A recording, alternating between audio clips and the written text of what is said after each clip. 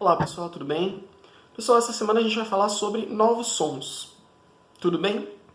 Novos sons num conceito geral, num conceito amplo, de sons que existem desde a pré-história até chegarem às sociedades mais civilizadas e até os dias atuais. Lá na página 41, a gente fala sobre música clássica. E aí muitas vezes as pessoas, os alunos, enfim, a gente olha para música clássica e fala assim, pra que eu tenho que saber isso? Eu não gosto de música clássica, eu não tô nem aí, enfim. Pessoal, é importante a gente entender que a música clássica, ela tem como base o registro, né? O registro técnico, não só da música, dos sons, mas também dos instrumentos, tá certo?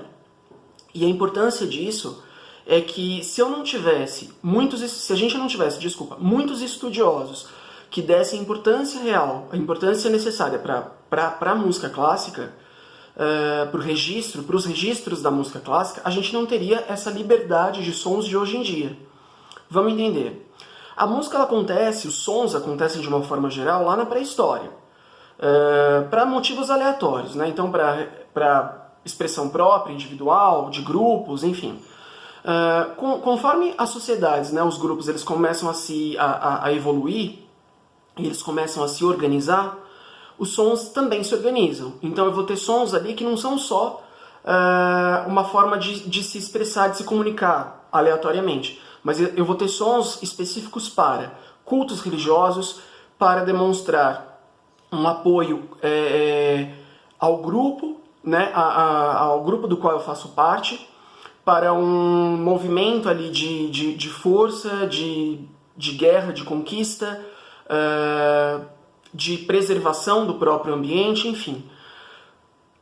Evoluindo ainda mais, a música ela vai se tornando cada vez mais necessária para a evolução das sociedades.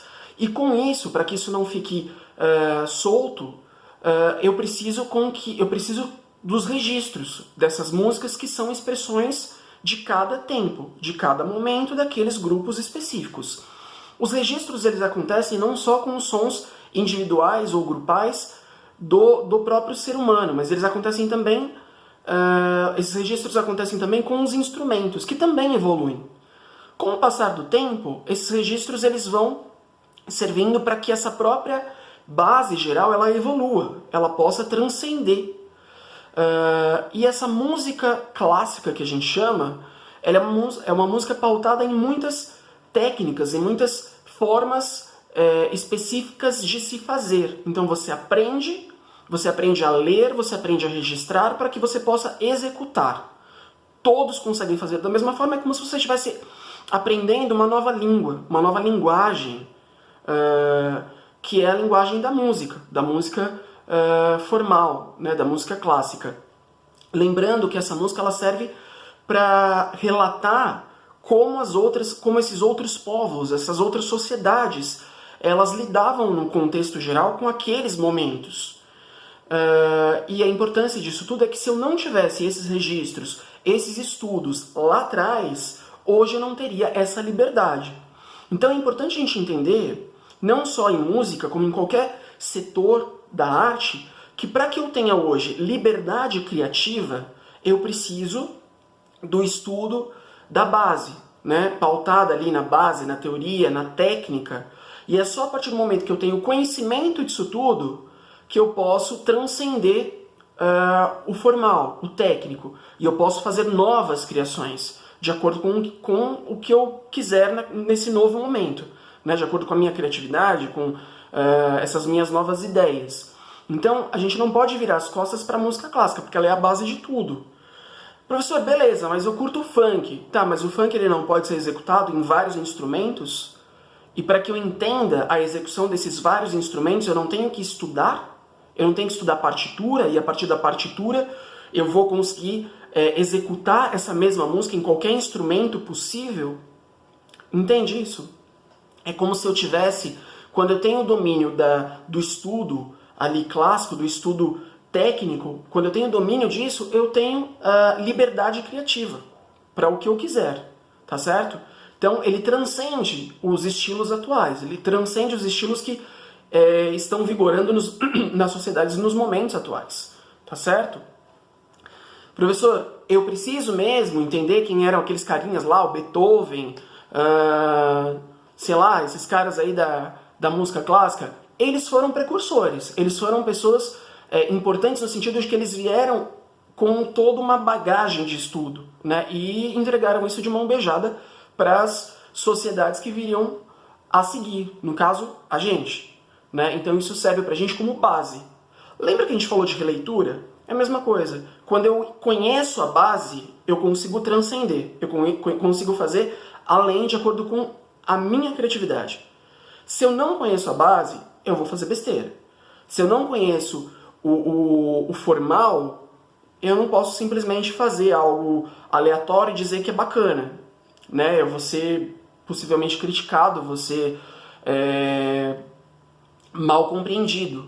Mas se eu conheço a base, se eu conheço o formal, e pego esse formal e transcedo, eu transformo de acordo com o que eu quero, aí eu tô indo pelo caminho correto, tá bom? Falando aí de música clássica e do clássico, quais são os pontos mais importantes? A partitura, que é uma forma de registro para música e para a execução da música, para qualquer tipo de instrumento. E aí, para instrumentos que hoje em dia não são pensados de forma tão popular, né? O que a gente tem de forma popular hoje na nossa sociedade? A gente tem bateria, guitarra, violão, cavaquinho, pandeiro, piano, teclado, a gente tem o triângulo, enfim, alguns instrumentos aí mais associados aos estilos musicais que a gente ouve, né, na nossa sociedade atual. Mas é importante a gente lembrar que existem vários instrumentos que fazem parte da história da humanidade, né, e que vão ter sempre o seu valor. E eu tô falando de flauta, tô falando de violoncelo, tô falando de violino, enfim, outros instrumentos que sempre tiveram e sempre vão ter o seu valor também. Tá certo? Galerinha, sobre música clássica é isso. A gente vai falar um pouquinho melhor sobre isso quando a gente avançar para a música contemporânea e vai entender a correlação disso tudo, tá bom? A gente, então, ficou na página 38, 39, onde tem o título aí do novo capítulo chamado Novos Sons.